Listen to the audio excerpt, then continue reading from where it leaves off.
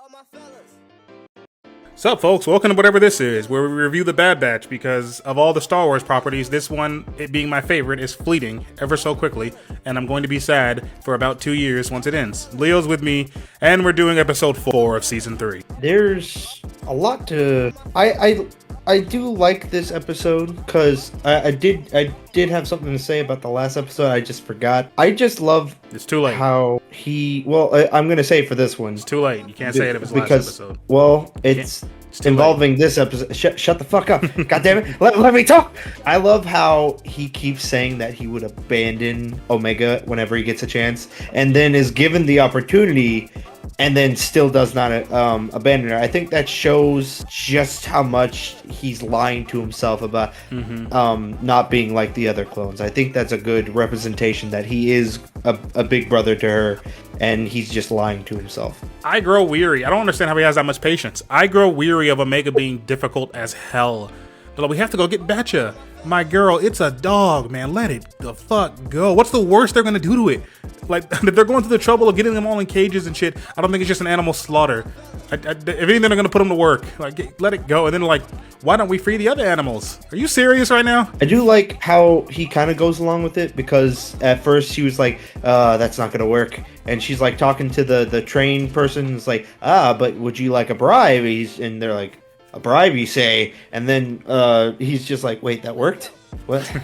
There's a bit in the beginning where they're leaving. It's like, when do we have when we go back? And he's like, go back. He's like, we left the other prisoners. Omega. Are you really trying to free every goddamn slave in the world, in the universe, I should say? God damn it! You just barely escaped with your lives. Why are you risking? It's like, you know you can't do it on your own, so you keep recruiting these tired old clones who have had enough war. Let's free the slaves. Let all debts be forgiven and all slaves free. They're just like, oh god. And also, we thought last episode they were getting in my ass about it's impossible for Rey to be Omega. Wait, it's impossible for Omega to be Rey because the timeline doesn't add up. Because remember, Rey's like a teenager when Luke Skywalker's an old man. And at this point in the Bad Batch, I think Luke's like not even a year old. But he spent time on that one planet that is canonically able to age you, right? Yeah, but it's still quite a while. I think it's like dead ass like 50. I think in between the first movie, the original trilogy and the whatever the hell we're doing in the sequels, like 50 fucking years. Okay, that does make me feel better, because I mean, she's definitely still a clone of, like, if not Palpatine, somebody with the Force, because they're talking about how she has like a high M count. M has to stand for midichlorian, which is the shit in your blood and lets you use the Force. She's definitely a clone of somebody that can use the Force. I'm going. Obi-Wan. Why is she a girl? I'm going with Palpatine. That's what I'm throwing my bet in. I'm going with Obi-Wan. What? Somehow they got his blood. Somehow they got his blood and put it in. Yeah, whatever. They just got to ask for it. They're like, Obi-Wan. The fucking commandment. Obi-Wan, we require your blood for a project. Okay. All yours. Take it. Here you go. I have buckets full. Take it all. Bucket full. I brought a trash can full just in case. Just in case. But why do you have buckets full of your blood? People ask for it all the time. I don't know why my Obi-Wan turned Irish, but I'm going to keep going with it. People ask for it all the time. I just keep buckets full of it in me lab. In me lair. My Obi-Wan lair. Sometimes I even send it before I give it to him. They just creepily, they take the button and like slide out, giving him like this look. It's like, what kind of fucking weirdo? No wonder this old man who spent the last who knows how many years just peeping on a little boy. Like, no, I have to watch him. I have to watch him, so I was training. Yeah, training. Okay, you pervert. I have to watch him and drain myself of my blood. He's just watching Luke and taking his own blood. That's what he does in his day-to-day life. That's the average life of benkenobi. Also, back to the Bad Batch before we keep riffing off of this. Did they change Crosshair's voice? Because earlier I saw a clip when the Bad Batch first appeared, and he used to have this sneering steak voice. Like, he'd sound very smoky. And how perceptive. Now he just sounds like the rest of them. Like, is D. Bradley Baker losing it? Being able to voice millions of the same character? See, that goes in with he's lying to himself. He probably just was doing that voice to make him seem different from the others. He's doing it on purpose. He's just doing it on purpose. Why are they? All four of them are like four. Wait, is it 4? Yeah, I think 4. All 4 of them are like that, by the way. Like, Wrecker talks like this.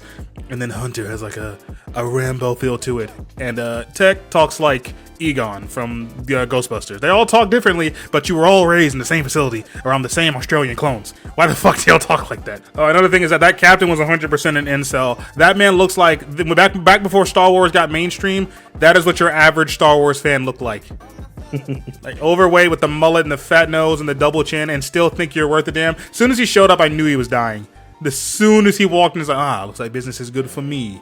And he's all like, why don't you play me? I insist. You're getting shot in the face. And I don't think that's what ended up happening. I think he dead ass got mauled by a Rancor, but I knew he was gonna die. Yeah, again with the patience you were talking about earlier, he did show a lot of patience. But when Omega's like, I think we should try it your way, and he's like, finally, I was like, oh, he's about to kill him. He's been waiting for opportunities. Straight murder. I was like, are they? Why are they consistent? Because sometimes he's putting them down, and then one out of every like 10 shots he'll miss, and he'll like do a shot to his hand still shaking. Bro, it's either broken or not. Man, you cannot just like pick. You're like picking and choosing when you want to miss. What the hell? Also, that one stormtrooper definitely got torched. Just so we're clear, that ship kicked it in the hype again. Well, first, that ship kicked it in the hyperdrive in that man's face. You're definitely dead. And second off, why does everything but a TIE fighter can go into hyperspace? That's a cargo ship. Since when can cargo ships go into hyperspace? Did I miss something? Because TIE fighters are too small to install a hyperdrive. I guarantee there are ships small, just as big. Well, I actually know. I remember that time in Rebels when Darth Vader came down standing on top of a TIE fighter. Maybe they aren't that big, but I don't know. It just feels like, what excuse do we have as to why these cannot go in hyperdrive when literally everything else can? Deadman. What? The plot does not allow it. That is why they. You're telling me that's why nobody can aim. Nobody can aim. She's all like, fine, we do it your way. And he's like, finally. And he starts shooting. They are all 5 feet away from you. All the stormtroopers. I get it. They can't aim. Even the captain was shooting at him, man. What the fuck? I don't and by the way, help me out how Star Wars works here. It hasn't been that long since the Empire was established. Before, it was just Jedis and clones. That was it. I didn't even know where Tarkin came in. It was Jedis, and then there were clones. That was the army. How did this fat ass even get to the rank of general like he is? The Empire just got here. He killed someone. Oh, was that all? Palpatine just hands you the gun and goes, just shoot some civilian. Bang! He's in. The more evil you show yourself to be, the Palpatine just gets harder. He's like, yes, do it. Just do it. All right, the last note I have is, why are we mad at Crosshair? Like, when Crosshair comes up at the end, Hunter and Rick are like standing there about to draw on him. Y'all did that little adventure in season 1 when he's like, he saves Omega, and he's like, I made my decision, and they leave him there. And he's trying to be like, you were my brothers once. Don't leave without me. Please come back for me or some shit. And then season 2, he sends the distress signal. They're like, we have to go get Crosshair. That's when Tech ends up dying, and then Omega gets kidnapped, and a whole lot of stuff happens, and then Crosshair's there, and they're just like, you son of a bitch. What did we just skip like the 4 or 5 events that would let y'all know that Crosshair's on your side now? Oh man, I get what you mean, because it did feel like unnecessarily tense for no reason. Like, did he do something? Did I miss something? My final note is I do like that touching reunion right before Crosshair came off the ship, where Wrecker and Hunter were talking. It was like, oh, we looked for you, we never stopped.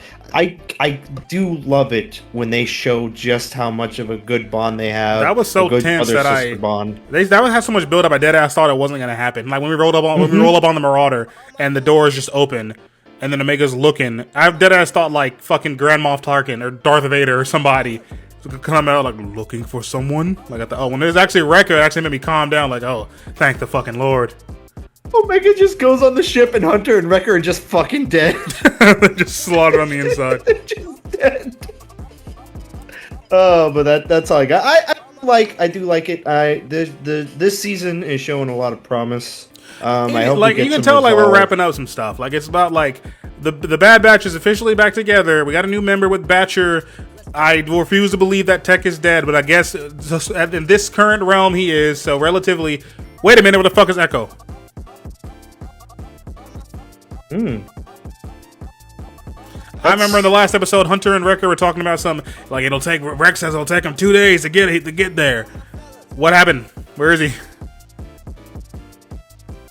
That's a good point. What the fuck are Wrecker and Echo? Maybe the Wrecker and Echo. What'd I say? You said Wrecker and Echo. You mean Rex and Echo? Yeah. That's a good point because maybe in the next episode is going to be Echo's adventure. And don't think I didn't notice that you compared Tech to Egon, and Egon is one of the members of the Ghostbusters that died, just like Tech did. I caught that died? shit. Yes. My guy, I don't fucking watch Ghostbusters. I don't like Ghostbusters. Everyone involved in Ghostbusters can die, but I just know the names. Like I know, like Egon. That's who Tech. All the Bad Batch are based off of like good, famous, like classic characters. So like Hunter is very clearly Rambo. Crosshair is what's his name from Dirty Harry. Tech is Egon from Ghostbusters. I think Wrecker is based off of a wrestler of some kind. I don't quite know Wreckers. Alright, that's it. We'll be back next week until however many episodes this ends and I become depressed for a couple years. Thank you, Leo, for coming out. Thank y'all for watching and listening. King of the Dead and Leo the Madman signing off. Goodbye.